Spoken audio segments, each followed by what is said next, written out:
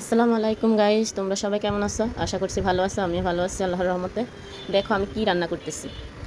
গরুর হাড় দিয়ে নেহারি রান্না করতেছি। আজকে তোমাদেরকে একটা টিপস শিখিয়ে দিব কিভাবে এই নেহারির ঝোল ঘন করে।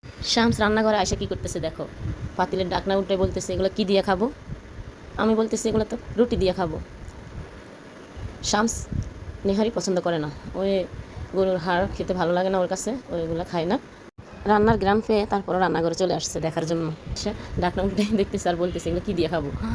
আর তোমাদেরকে একটা যে বলেছিলাম টিপস শিখিয়ে দিব, এটা হলো যে 1 কাপ চালের গুঁড়া নিয়েছি, এখানে আমি ভালো করে ভেজে এগুলোকে একটু লাল করে দেখো এখানে নিয়ে পানি দিয়ে মিশিয়ে নিয়েছি। এখন এর পরিমাণ লবণ দিয়ে এগুলো ভালো করে একটু মিশিয়ে নিব।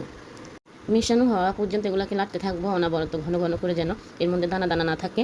দানা দানা থাকলে আবার এগুলো ছেঁকে নিতে হবে, ছেঁকে তারপর দিতে হবে, নাহলে এগুলো দিলে ভালো হবে না, দানা দানা থাকবে। তো আমি এগুলোকে ভালো করে মিশিয়ে নিয়েছি, দেখছো আমার এগুলো কি সুন্দর মিহি হয়ে গেছে। এখন এইগুলো আমি এই নেহারির মধ্যে দিয়ে দিব।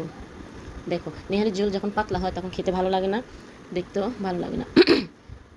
এগুলো আমি দিয়ে তারপরে ঘন ঘন করে লাড়তে থাকবো, যেন তলায় লেগে না যায়। লেগে গেলে পোড়া লেগে যাবে, তখন আর ভালো লাগবে না খেতে।